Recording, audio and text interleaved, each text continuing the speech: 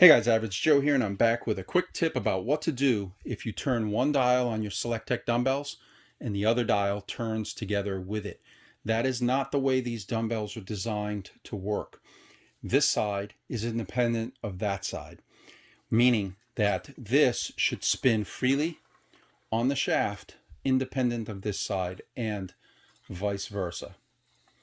That is the way that these dumbbells are designed to work, and the reason is because they to adjust the weights, you go clockwise to go up in weight on each side. So it's clockwise to go up in weight. But if this side and this side are turning together, as you're going up in weight on one side, you're going down in weight on the other side.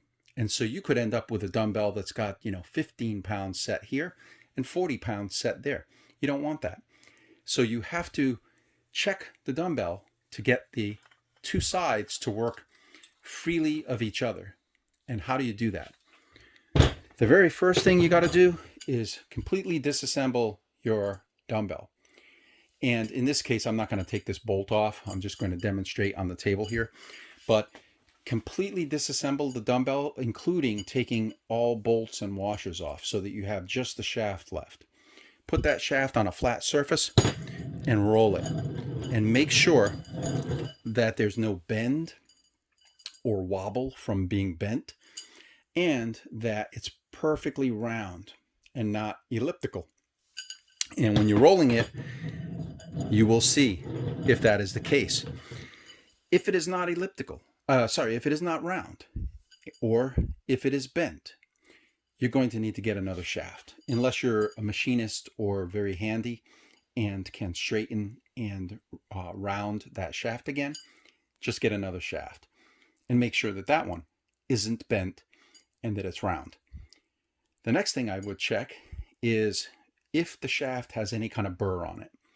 You can do that by carefully using your hand to either go like this, or if you want to, slowly move your hand. Don't cut yourself.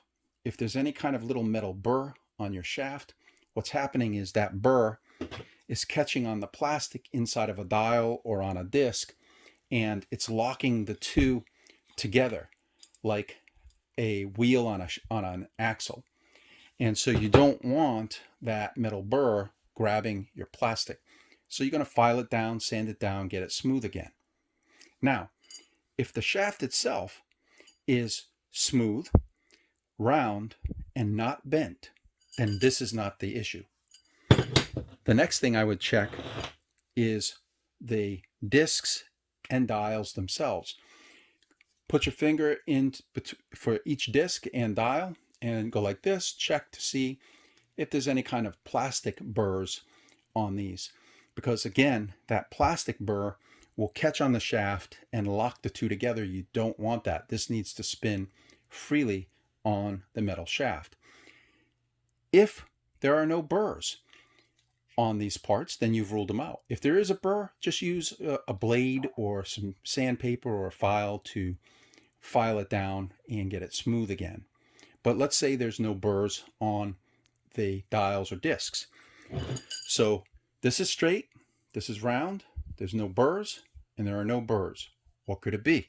The last thing is that the bolt or the nut on your dumbbell shaft is too tight. What's happening is the bolt or nut is applying pressure to this washer, and that washer is applying pressure in turn to this inner surface on this dial.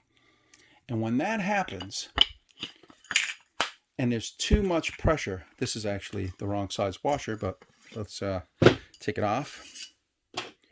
And there's too much pressure on this bolt, it's going to lock this dial to this shaft, and they're going to turn together.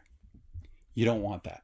So you need to make sure that your bolt or nut is not too tight on either end of your dumbbell. Once you've done all that, they should turn freely. You should have a dumbbell where the two sides turn independently of each other.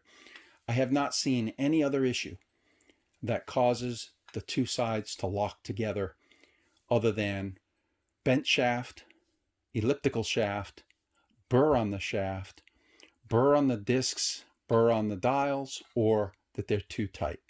So hopefully you found this helpful. If you have any questions, shoot me an email, and hope you have a great evening, and I will see you in the next video.